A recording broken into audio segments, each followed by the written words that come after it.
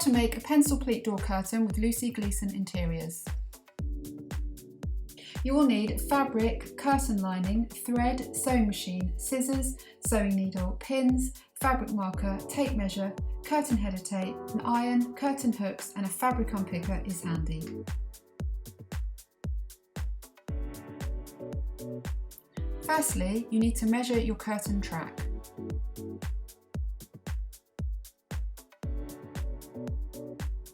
For the actual curtain width fabric, you times it by 2 or 2.5 depending on the required fullness, then add 6 cm either side for hems. Don't forget, if you have to sew panels together to make the desired width, each panel will need 1 cm seam.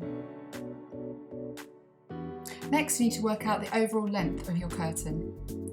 If you want the curtain to sit along the track, then measure just above the pole.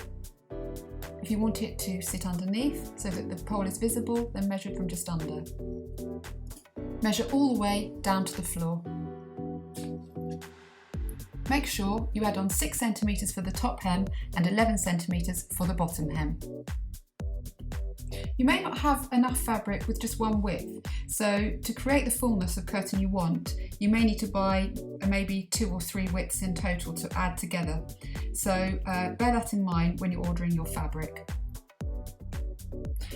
Measure both the width and length, double check it, mark it, and then cut it out.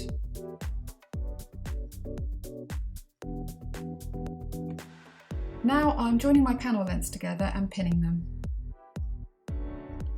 Ready to sew them together to create a curtain wide enough to be nice and full when pulled. Press open the seams. It's a good idea to press your fabrics as much as possible as you go. It will make the end results much more accurate. Then press the side hems, fold in 1 cm by a further 5 cm and press again. Then pin them ready for stitching in a bit. As you can see, the top corners are folded in like this.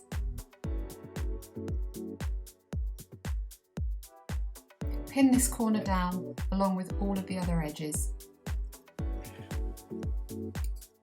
Make your final lining width 2 cm less in width each side than your main fabric and 5 cm less in length. So 4 cm less in total width and 5 cm in total less lengthwise.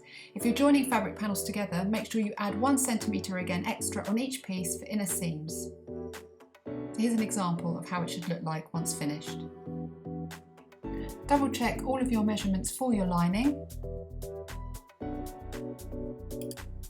and then cut them all out. Then obviously at this point you will need to pin them all together, and just like the curtain fabric, you'll be stitching the panels together, pressing them. Then as before with the main fabric, you'll be turning the top hem down in the corner like this and hand stitching it down. Unlike the curtain fabric, with the lining fabric you can actually machine stitch this down, so you can do each sides and the top, which makes it a lot easier. Then lay out the sewn lining on top of the curtain lining, so all of the hems are all facing inwards on the curtain and the lining like this. So this is how the lining should sit on the top of the main fabric. It's time to hand stitch now, and this does take quite a lot of time, but you're going to be sewing all the way down the sides and along the top. Just be really careful here not to sew through to the front of the fabric. Next, we're adding on the curtain header tape all along the top of the curtain. It will need to be the same width of the entire curtain with a little bit extra to fold in at the ends. Then you just pin it all along the top of the lining of the curtain.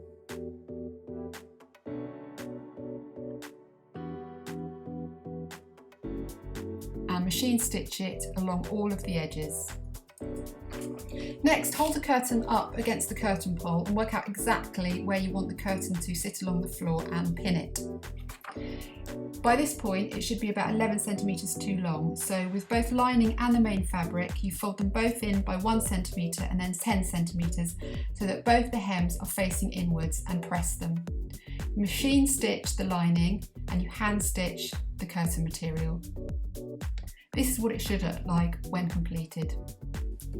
Now you can gather the curtain using the header tape like this until you're satisfied with the width and placement of the gathers. Just pull the cord at the end like this to make sure it's safe and wind it round. Then you can pop the hooks in and hang up your curtain. So here's the finished curtain. It's Papavera Plains by Sanderson. The paint is called Rose Ash Light, also by Sanderson, both from Style Library.